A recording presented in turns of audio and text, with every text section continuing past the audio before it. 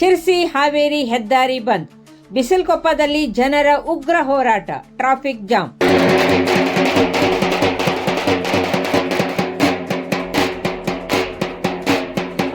ಶಿರ್ಸಿ ಹಾವೇರಿ ರಾಷ್ಟ್ರೀಯ ಹೆದ್ದಾರಿಯಲ್ಲಿ ರಸ್ತೆ ಕಾಮಗಾರಿ ವಿಳಂಬ ಹಾಗೂ ಅವೈಜ್ಞಾನಿಕ ಕಾಮಗಾರಿಗೆ ಆಕ್ರೋಶಗೊಂಡ ಸಾರ್ವಜನಿಕರು ಬಿಸಿಲಕೊಪ್ಪ ಬಳಿ ಹೆದ್ದಾರಿಯನ್ನು ಬಂದ್ ಮಾಡಿ ಬೃಹತ್ ಪ್ರತಿಭಟನೆ ನಡೆಸಿದ್ದಾರೆ.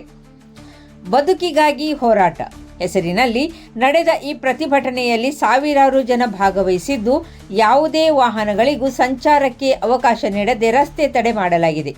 ಪರಿಣಾಮವಾಗಿ ಕಿಲೋಮೀಟರ್ಗಟ್ಟಲೆ ವಾಹನಗಳ ಸಾಲು ಕಂಡುಬಂದಿದ್ದು, ಭಾರೀ ಟ್ರಾಫಿಕ್ ಜಾಮ್ ಉಂಟಾಗಿದೆ.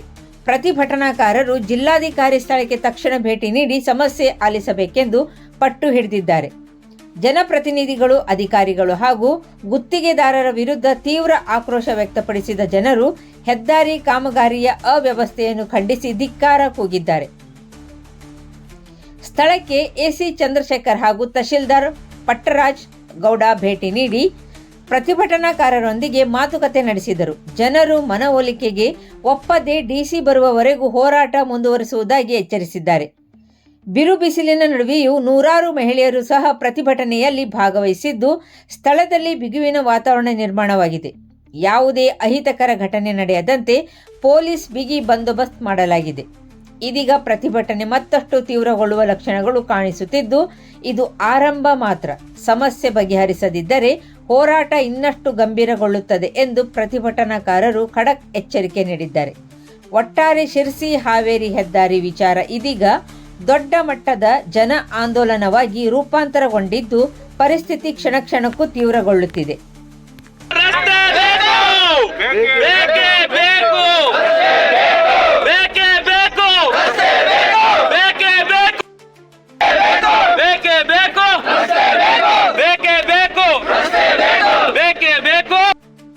ಅಕ್ಕ ತಂಗಿಯರು ತಾಯಂದ್ರು ಬಂದಿದ್ದಾರೆ, ಅವರ ಹವಾಲನ್ನು ತಾವು ಕೇಳಬೇಕು ಮಾನ್ಯ ವಿಭಾಗೀಯ ಅಧಿಕಾರಿಗಳಿಗೆ. ಸರ್ ನಮಸ್ತೆ. ನಿಮ್ಮ ಹತ್ರ ನಾವು ಕೇಳ್ತಾ ಇರೋದು, ಇವತ್ತಿಗೆ ಹೇಗೆ ನೀವು ದಾರಿಯಲ್ಲಿ ಗಾಡಿಯನ್ನ ನಿಲ್ಲಿಸಿದಿರಲ್ಲ, ದೊಡ್ಡ ದೊಡ್ಡ ಗಾಡಿಯನ್ನ ಹಾಗೆ ನಿಲ್ಲಿಸ್ಬಿಡಿ ಸರ್. ರೋಡ್ ಆಗೋ ತನಕ, ಟೆಸ್ಟ್ ಕ್ಲಿಯರೆನ್ಸ್ ಆಗೋ ತನಕ ನಿಲ್ಲಿಸ್ಬಿಡಿ ಮೇಡಮ್.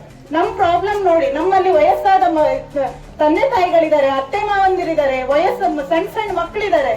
ನಮ್ ಕಷ್ಟ ಕೇಳೋರು ಯಾರು ಸರ್? ಇವತ್ತು ನೋಡ್ತಾ ಇದ್ದೀರಿ, ಇದೇ ರೋಡಲ್ಲಿ ಒಂದು ದಿನ ಬೈಕಲ್ಲಿ ಓಡಾಡಿ, ಬೇಡ ನೀವು ಕಾರನ್ ಬಿಡಿ, ಬಸ್ ಬಿಡಿ, ಬೈಕಲ್ಲಿ ಓಡಾಡಿ ನೋಡಿ. ಶಾಲೆ ಮಕ್ಕಳು ಓಡಾಡ್ಬೇಕು, ಎಲ್ಲರೂ ಓಡಾಡ್ಬೇಕು. ಒಂದು ಬಸ್ ಹೋದ್ರೆ ಹಿಂದ್ಗಡೆ ಗಾಡಿ ಹೋಗ್ಲಿಕ್ಕೆ ಆಗಲ್ಲ ಸರ್. ನಾವ್ ಹೇಗ್ ಓಡಾಡ್ಬೇಕು? ಹೇಗಿದ್ರು ಬಸ್ ನಿಲ್ಸಿದಿರಲ್ಲ ಸರ್, ಇದೇ ಸ್ಟಾಪ್ ಮಾಡಿ. ಇಲ್ಲಿರೋ ಜನಗಳಿಗೂ ಹೇಗಿದ್ರು ಸಂಪರ್ಕಗಳು ಬೇಡ ಆಗಿದೆ ಅಲ್ಲ, ನೋಡೋಣ ಮುಂದೆ ಏನಾಗತ್ತೆ ಅಂತ ಹೇಳಿ. ಒಂದಿನ ಮೇಡಮ್ ನೀವು ಬೈಕ್ ತಗೊಂಡು ಬರ್ರಿ ನಮ್ಮೂರಿಗೆ. ಈಗ ಎಷ್ಟು ಬಸ್ ಓಡಾಡ್ಬೇಕು ಇದೇ ರೋಡಲ್ಲಿ, ಒಂದು ದಿನ ಉಳಿದು ನೋಡಿ ಸರ್. ಈಗ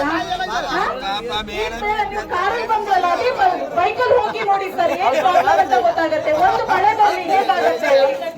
ಕಾಂಟ್ರಾಕ್ಟ್ ಸರ್ ಎಲ್ಲಿದ್ದಾರೆ, ಅವ್ರನ್ನ ಕರ್ಸಿ ಸರ್, ಅವ್ರು ಓಡಾಡ್ಲಿ. ಅವ್ರು ಒಂದು ದಿನ ಅವ್ರಿಗೆ ಏನ್ ರೈಡ್ಸ್ ಇದೆ ರೋಡ್ ಇಲ್ಲಿಂದ ಅಲ್ಲಿವರೆಗೆ ಅಗ್ದವ್ರಿಗೆಲ್ಲ ಕೂತಿದಾರಲ್ಲ, ಏನ್ ರೈಡ್ಸ್ ಇದೆ?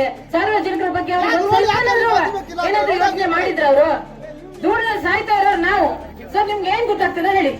ನಾವ್ ಮಾತಾಡಿದ್ರೆ ಹೀಗೆಲ್ಲ ಮಾಡಿದ್ರೆ ನಿಮ್ಗೆ ಏನೋ ಮಾಡ್ತಿದ್ದಾರೆ, ಇವರೇನೋ ದೊಡ್ಡ ರಗಡ ಮಾಡ್ತಿದ್ದಾರೆ ಅಂತ ಅನ್ಸುತ್ತೆ ಸರ್. ಒಂದು ದಿನ ರೋಡ್ ಟ್ಯಾಕ್ಸ್ ಕಟ್ತಿದ್ರೆ ಹಾಕ್ತಿರಿ ಅಲ್ವಾ ನಮ್ಗೆ, ಫೈನ್ ಅಂತ ಬೀಳತ್ತಲ್ವಾ? ಈಗ ನಮ್ಮ ಆರೋಗ್ಯಕ್ಕೆ ಯಾರಿಗೆ ಟ್ಯಾಕ್ಸ್ ಕೇಳೋಣ ನಾವು?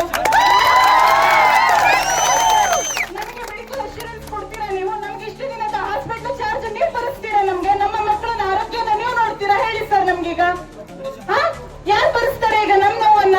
ಯಾರು ಒಂದು ದಿನ ಬಂದು ಏನಾಯ್ತು ಅಂತ ಕೇಳಿದ್ರೆ ಇಲ್ಲಿ ನಮ್ಮ ತೊಂದರೆಗಳನ್ನ ಯಾರತ್ರ ಹೇಳ್ಕೊಳ್ಳೋಣ ಸರ್? ನಾವಾದ್ರೂ ಇದೇ ರಸ್ತೆ ಬಂದ್ರೆ ಇನ್ ಫುಲ್ ಆಗ್ಲಿ ಸರ್.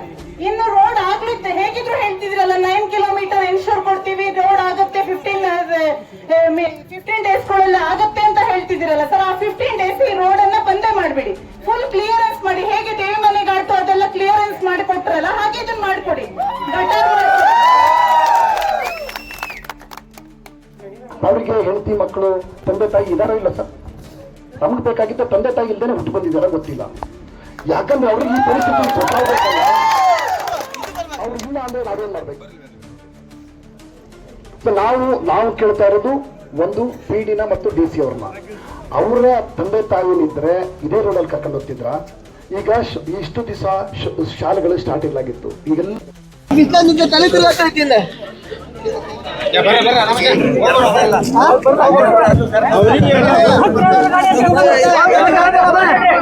ನಮ್ಮವರಿದ್ದಾರೆ, ಸಾಧ್ಯ ಆದ್ರೆ ಗೇಟನ್ನು ಮುರಿದು ಬರ್ತಾರೆ. ಯಾರ್ಯಾರು ಬಂದಿರಂತ ತಮ್ಮ ಪರಿಚಯ ಮಾಡಿಕೊಟ್ರೆ ನಮ್ಗೆ ಒಳ್ಳೇದು ಅನ್ಸುತ್ತೆ. ಮೊನ್ನೆ ಎಸಿ ಅವರು ಮತ್ತು ತಹಸೀಲ್ದಾರ್ ಎಲ್ಲಿಗೂ ಗೊತ್ತಿದ್ದವಂತವ್ರು, ಇವ್ರು ಯಾರು ಅಂತಂದು ಸ್ವಲ್ಪ ಮಟ್ಟಿಗೆ ಪರಿಚಯ. मैं Vinayak Sontakke team leader for NHAI.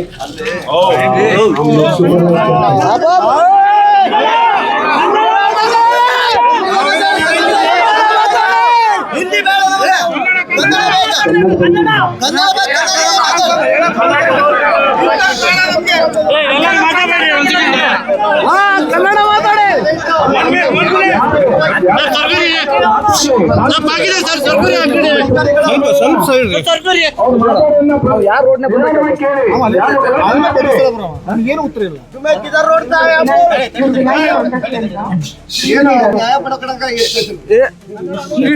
Team leader sir Vinayak ಸೊಂಟಕ್ಕೆ ಅಂತ ಸರ್, ನಾನು ಪುಷ್ಪ ಪಾಟೀಲ್ ಅಂತ ನ್ಯಾಷನಲ್ ಹೈವೇ ಅಥಾರಿಟಿಯಿಂದ ಬಂದಿದ್ದೀನಿ.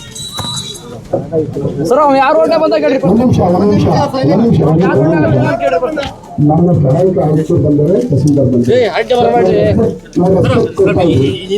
ಒಂದು ನಿಮಿಷ ರಸ್ತೆ ಕೊಡ್ತಾ ಇದ್ದೀವಿ.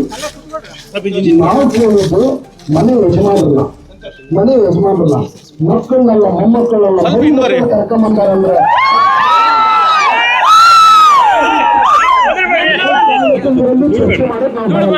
ದಯಮಾಡಿ ನೋಡ್ರಿ, ಒಂದು ನಿಮಿಷ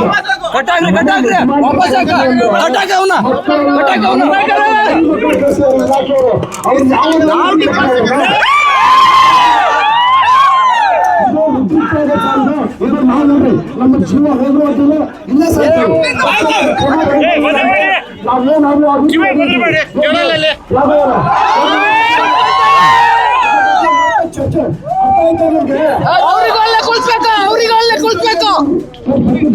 ದಯಮಾಡಿ ಕೇಳ್ತಾ ಇದ್ದೀವಿ. ನಾವ್ ಹೇಳ್ತಾ ಇದ್ದೀವಿ, ಒಂದು ನಿಮಿಷಪ್ಪ, ಇಲ್ಲಿ ನಾವು ಮನವಿ ಮಾಡ್ಕೊತಾ ಇದ್ವಿ, PD ಬರಲಿ ಅಂತ, ಅಟ್ಲೀಸ್ಟ್ ಇಂಜಿನಿಯರ್ ಅದಕ್ಕೆ ಸಂಬಂಧಪಟ್ಟ ಇಲಾಖೆಯವ್ರು ಬರಲಿ ಅಂತ. ಥರ್ಡ್ ಪಾರ್ಟಿ ಇವರು, ಥರ್ಡ್ ಪಾರ್ಟಿ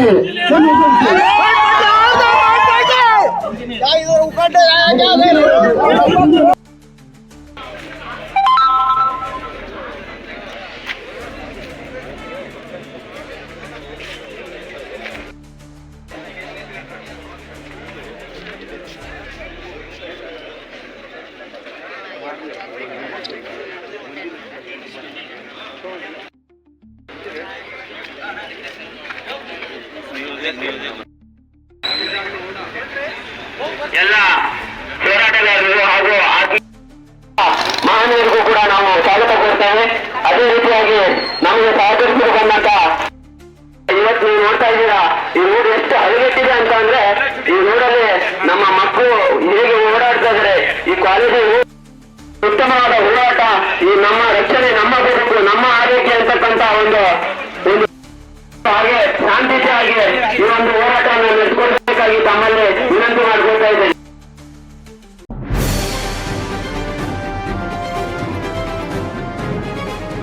ಇದು ಖಾಲಿ ಡಿಜಿಟಲ್ ವಾಹಿನಿ, ಸತ್ಯ ಮತ್ತು ಸ್ಪಷ್ಟ ಸುದ್ದಿ.